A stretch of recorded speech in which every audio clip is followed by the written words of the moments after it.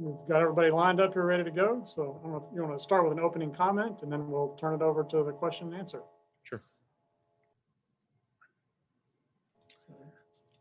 We ready to roll? So whenever you're ready, go right ahead. Great. Yeah, well, thank you. Really, really excited about this opportunity to, have our team go down to Miami, play against an unbelievable opponent with such great history. So much respect for them, what they've been able to do, Coach Saban, his staff, and those teams very, very excited to have this opportunity. This is something that, we talked about early on, and then when the season was canceled, we talked about the opportunity to get back, or an opportunity to play in this very game, and here we are. So already started with a great week of preparation, and continue that preparation this week as we head down to Miami. Good, thank you. First up, we'll hear from Ralph Russo. Ralph? Hey, Ryan. Very, very fast one. You guys are still on target to play Monday, correct? Correct. Okay, a broader question. When Urban first brought you in, what was he looking for as far as changes in the offense, and what did you envision the changes that you could bring to this offense? We didn't really get into specifics on what was looking to be changed. I think he just felt like, there needed to be a change, and we spent a lot of time talking about what really, the offense was and where he saw it going. So many things that were in the offense already, and just how can we use those things. And we really kept it the same. We really didn't change much in terms of the terminology, the formations, anything like that. And we just spent most of our time trying to figure out how to best utilize the players we had and continue to recruit at a high level. And so, between he, Kevin Wilson, myself, Coach Stud, we just all sat down and tried to figure out what was right for that next season. We had JT, and then it changed. We had Dwayne, and now Justin. And so each year it's changed, tweaked here and there. But at the end of the day, I think the basis of it has pretty much stayed the same. All right. Next, we'll hear from Bill Rabinowitz. Bill?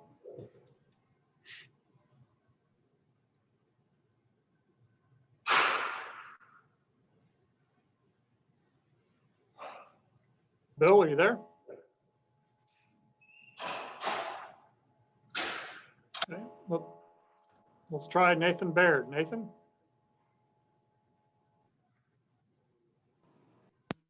Hey, Ryan. Sorry about that.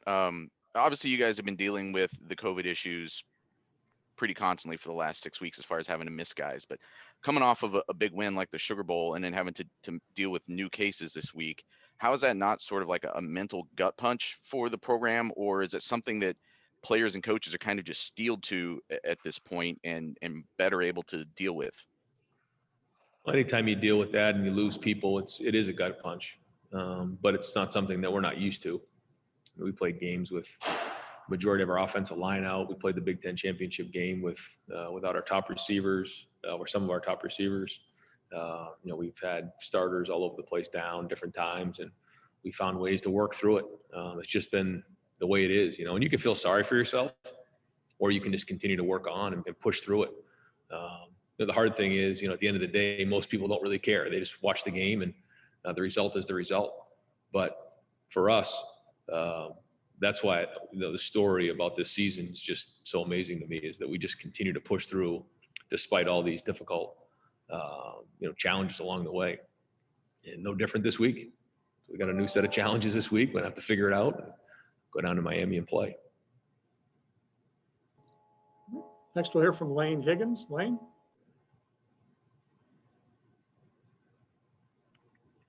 Hi, Coach Jay. Wanted to see if you had an update for us on the status of Justin Fields, and kind of as a follow-up to that, even if he is healthy enough to play, would you consider tailoring the offense, perhaps limiting designed quarterback runs at all to account for where Justin is at? Yeah, no real update. Don't really give up injury updates. And then, we'll do, what we think is best in the game, based on our opponent based on our personnel and where we're at during the game. That's kind of what we've done for every game that we've been in. And so we'll continue to do that this week. All right. Next, we'll hear from Austin Ward. Austin. Ryan, yesterday Kerry was talking about how actually rewarding this season has been. I was asking about the uncertainty of a roster every week and working new guys in and having to really burn through different solutions. Is rewarding the word that you would use as the head coach, or what has this been like with dealing with those challenges every week? I think it's just the way that this has gone. The minute you want to feel good and take a deep breath and count your blessings and, like you said, feel the reward of what we've done. Something new comes at you and you just got to handle it. So I know this: the finish line's coming on Monday, and we got to finish this thing strong, no matter what comes our way, what has come our way. We've handled it. We got to continue to do that, and that's really what it is. And to say it's easy, no. To sit back and say that we can, pat ourselves on the back or feel good about what's gone on, no. We gotta finish this thing off on Monday, and then when the season's over, we'll go back and think about all the great things that have happened this year, because there's a lot of them. All right. Next is Adam Rittenberg. Adam. Ryan, I know you've been an advocate for mental health even before the pandemic started. And you guys have also been very open about how stressful this season has been. I'm just curious, how much have you had to kind of check in with guys just from a mental standpoint along the way, whether it was the season being postponed, reinstated, COVID, playing this week, not playing this week, that process for such a long period of time for this group of guys given their age? Something we talk about a lot. Our position coaches, really keep a close eye on it. When we communicate with our parents, we're constantly talking about it, and it hasn't been easy. I think the hardest part was probably going through the holidays, not being around their families, and then the constant change, like you're saying, lack of routine, change of course here and there, and then the uncertainty. So it's something that has been difficult. I'll say this though, I think, and I've said this before, I think going through this time has made our guys stronger mentally. They've been able to sustain, through a lot of tough times and adversity. And so that's been one of the silver linings here. But it's something we really keep a close eye on and try to do everything we can to provide the resources that guys want. All right. Next is Dennis Dodd. Dennis.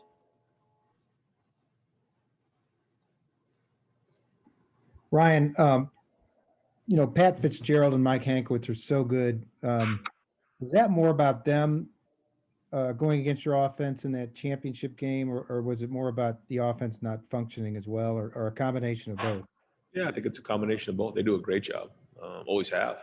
And, I think we were also really weren't clicking that day. It doesn't take much to be off. We say that all the time. So I think it was a combination of things. All right. David Hale. David. Hey, Ryan, thanks for doing this. You and Justin have, I think, a very strong relationship, and having talked to him, I know he's kind of very close with his dad, very much a small town guy, and yet he committed to Ohio State without having actually gone to campus first. I'm wondering what has sort of made your relationship work with him so much. Do you consider it sort of a unique bond for yourself as well? And how much do you think that has played into the level of effort and dedication that he's shown to the program throughout this really tumultuous year? First off, it says I'm unstable. Am I good? Am I good on this? Yeah. It started off right from the get-go when, Justin and I started our relationship and tried to be upfront and honest with him. He was going to have to come in here and earn a spot. It was going to take hard work. That, what being the quarterback at Ohio State meant. And then we just went to work. And, Mike Yursich early on, that first year, spent a lot of time with him. I spent some time with him, especially on the field. And then in the off season this year, spent a ton of time with him, and have spent some time with him certainly this year, a lot of time this fall. And when you go through things together, your relationship gets stronger. And, we went through a lot of great times last year. You go through that Clemson game and, you just learn about each other. Your relationship gets stronger when you go through tough times. You find out about each other. And then the off season and fighting for a season and speaking up and his leadership and all those things. And then as we got into this season, a lot of the stuff we worked on during the season, Coach Dennis and he worked on, it all kind of worked together early on. And then we went through a couple tough games where it didn't really click the way we wanted to. And then to see him play the way he did and overcome a little adversity in this past game is what it's all about. And that's what life is all about. And I think he knows how much I care for him, and I'm always there for him and try to help him the best I can. And that's part of it too. I mean, it's one thing to care about somebody. It's another thing to be able to help them. And I think that, he knows that I'm here to help him, and I can find ways to help him here and there. And I think that there's a trust there. And there's obviously an unbelievable respect for what I have it for him as a competitor and as a person. All right, next is Bill Rabinowitz. Bill? Can you hear me this time, Ryan? I can. All right, good. You're in the national championship game and only your second full year as coach. With all you've had to deal with this year, I'm sure that's not really on forefront of your mind. But can you put into words what it's like for you to be at this point and what it would mean to win it, especially when you're going against somebody like Nick Saban? I appreciate those words, Bill. I don't. I think you probably know me now. I'm probably not going to get into that right now, just because we're in the moment, and all that really matters is preparing for this game. I think when you start to take a step back, you get distracted, and every minute of the day, I tell the players, should be spent on Alabama. That's it. If you're spending your time thinking about anything else, tickets, travel, family, this, that, what's going on after, what went on last week, it's a distraction towards focusing on this game, because this is what matters. Certainly very, very honored to be in this situation. Don't get me wrong. And it's really about the players, the fact that these guys have an opportunity now to go play in this game and do something that would just be amazing. So that's really it, just focusing on the game. And I think, hopefully after this game, we're able to take a deep breath. I hope, anyways. I feel like during these past, 2 years and even a little bit more, I just haven't been able to take a deep breath. It just, I felt maybe after last year, into March, I was able to, and then the quarantine hit, and then it just became chaos again. So looking forward to finishing this thing the right way, and then taking a deep breath and decompressing and trying to reflect on what just happened this year. All right, next is Michael Casagrande. Michael? Yeah, just wondering, how many players do you guys have available for the game? How many do we have available? I don't know the number on that. I have to check. But you're confident that you'll have the full number required to play in the game? Yeah, we'll have plenty of players. All right, next up is Sam Kahn. Sam? Hey, Ryan. Earlier this year, Nick Saban had said that he doesn't believe that good defense beats good offense anymore as it relates to the way college football has gone. I'm curious what your sentiment is on that, and how what good defense is now required to win a championship in this age of college football. Yeah, no, it's a great question. I think it has changed. Fundamentally, it hasn't changed, but just the way the game's being played has. And it's all about getting stops. It isn't really about how many yards you give up. I think controlling the game does matter. But at the end of the day, it's about getting stops, forcing field goals, and getting turnovers. You can let them drive the entire length of the field, but if they kick field goals or you get turnovers along the way, good things are going to happen. So I think that really is where it's at. And, it depends on how strong your offense is. And I think both sides have to play off of each other. I think that's really, really important. One good thing about, being so involved in the offense is that you kind of understand as the head coach that, it takes both sides in all three phases to mesh together for it to work. And you can't work in three different silos.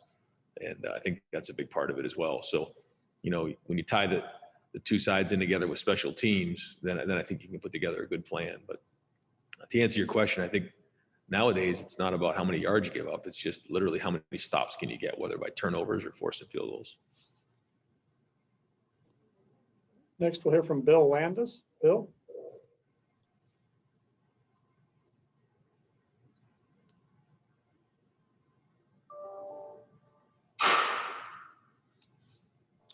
Bill, you need to unmute your mic. Sorry, can you hear me? Yeah. Sorry about that.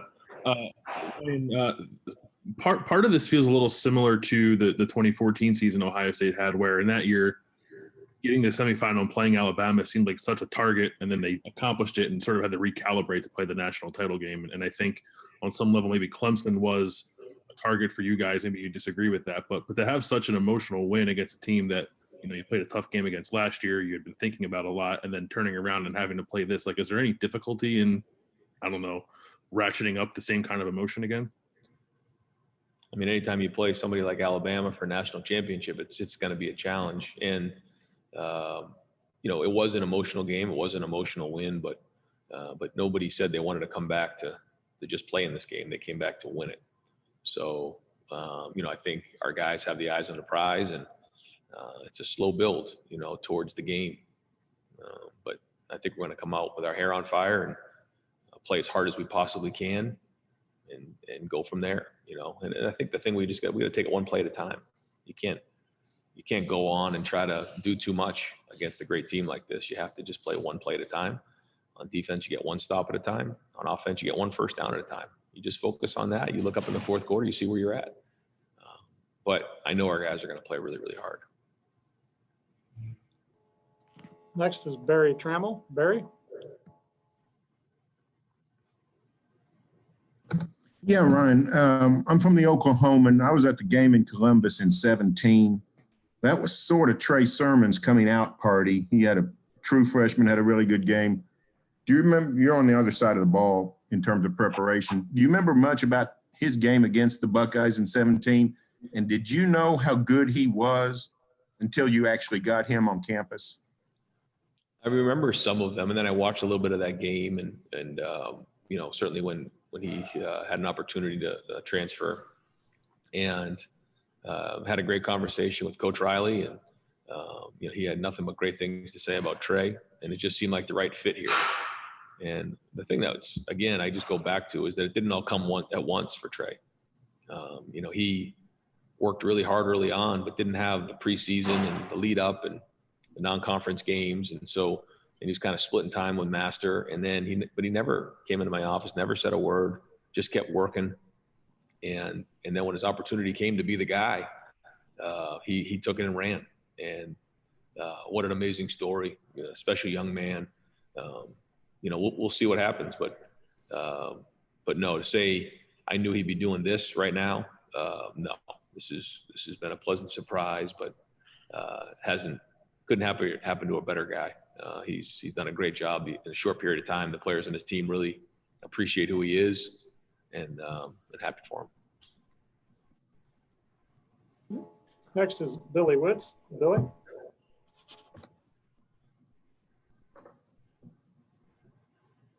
Yeah, Ryan. When Justin got hurt against Clemson, and there's, you know, the decision of whether to put him back into the game and the injection that or two that he seems to have gotten. What are the discussions that take place, the coaches, the medical people about, I guess, whether he can, when he goes back in the game, how well he can protect himself? What are the what the questions of possible further injury? And because this is somebody who seemingly has a pretty lucrative future in front of him. And so I guess how are those things kind of balanced and played out? I mean, Justin isn't treated any differently than any other student athlete. Our medical people are the best in the country at what they do. They identify what's going on. They communicate with the player, and they diagnose what happened, and then make the decision on whether he's able to go back in the game. I mean, and that's what happened here. And obviously they used the feedback of the player too. And what an unbelievable competitor Justin is. I mean, just never forget that night. He's just tough. I mean, and people forget that, what happened in the team up north game when, he took that shot in the knee. One play came out, he went back in. One play later, and threw a touchdown pass scrambling to his left to Garrett Wilson in the back of the end zone. I mean, that was like, whoa. And then this was another one. So then see him come back after that hit and throw 4 touchdown passes, throw the ball 65 yards down the field. I mean, unbelievable. Are there things that you look at though with, just of making a determination of whether he can protect himself? I don't think anybody questions his competitiveness and interest in being out there, but just as far as, whether he can, protect himself, the way, he can move around at all, et cetera. I mean, yeah, that's up to our medical people, and it's the same thing we do for every game. We have time for one more. Stephen Means. Stephen? Hey, Ryan, just back on Trey a little bit. He is a guy who transferred in here at a time when he didn't necessarily transfer like Justin did, where he kind of had an off season to really get to know a lot of these guys and do the stuff you would do if we weren't in the middle of a pandemic. So saying that, when did you see him start to get comfortable around this? And how did that maybe translate onto the field? Yeah, probably the Michigan State game, and then into the but he popped a few runs there. Okay, that was good. But then the Big Ten championship game was when he just really took off. I mean, it just as early as that. I mean, it was probably the second half is when I really realized what was going on. He was running hard, but then it just kind of went to a second level, and then he played great last week. Great. Thank you very much, Coach.